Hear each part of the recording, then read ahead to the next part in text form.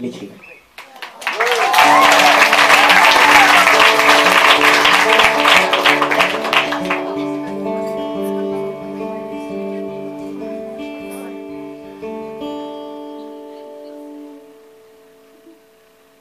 J'ai grandi pas loin d'ici, dans le 3e arrondissement, où les rêves se font endormis. Une fois debout, on n'a plus le temps. Mon père gagnait sa vie à l'usine de Camaro, pareil comme son père avant lui, même qui posait le même morceau. Ma mère faisait des ménages, moi je rêvais d'être écrivain, et puis de pelleter les nuages pour que le soleil brille enfin. Mais j'étais si mauvais à l'école que je pensais pas que j'y arriverais. J'étais pas de ceux qu'on traitait de bol, même quand je donnais tout ce que j'avais. Mais il y avait Monsieur Désilet, un prof fin et disponible, qui m'avait pris sous son aile et croyait en mon talent subtil. Dommage, ça n'allait rien changer. Je coulerais le test du ministère. Lundi, j'enverrai mon CV à l'usine de mon père.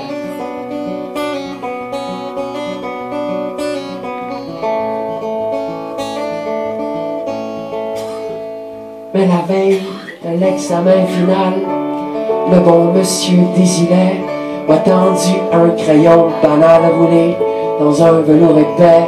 Et puis, tout en fixant ma main, il a dit: ce crayon-là, qui est magique, prends-le demain pour l'examen. Ici les réponses et les répliques. Je suis pas du genre à croire tout ce qu'on me dit, mais mon prof inspirait confiance. Je voulais croire un peu aussi. J'avais peut-être encore une chance. D'ailleurs, à la seconde où je l'ai pris, j'ai senti comme un changement. Je vous jure que je vous compte pas de menterie, non.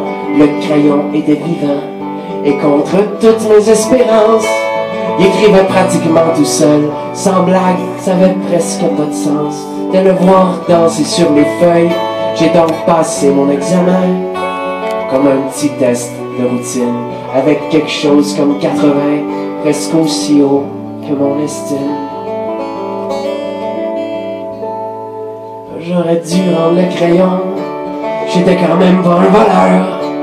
Mais pour une fois que je me trouvais bon et que l'avenir était en couleur, j'ai mis le stylo dans ma poche, puis je suis parti en courant. La conscience aussi lourde qu'une roche qu'on brise pour en faire du ciment. Et au fil des années, je suis devenu l'auteur que j'espérais. J'ai même vendu dans le monde entier tous mes bouquins et mes essais, mais avec le sentiment étrange qu'au fond, j'avais rien accompli. Le crayon vainquait les pages blanches, moi, je n'étais que son outil.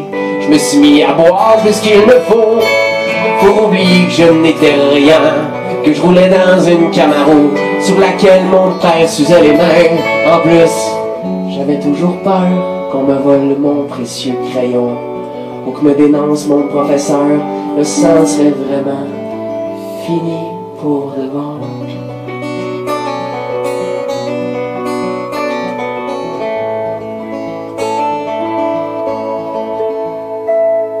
Ils m'ont retrouvé hier soir à une séance de dédicace. Tout autour de ses yeux noirs, le temps avait laissé sa trace. Je lui devais mon succès et des excuses comme de raison. J'ai dit: Monsieur Désilet, venez chercher votre crayon. Il m'a souri tristement en disant: t'as toujours pas compris? Il est dans ta tête ton grand talent. Le stylo venait de chez Uniprix. Laisse-moi te regarder maintenant. Je suis si fier de toi. Y a pas un seul de tes romans que j'ai pas lu au moins 3 fois.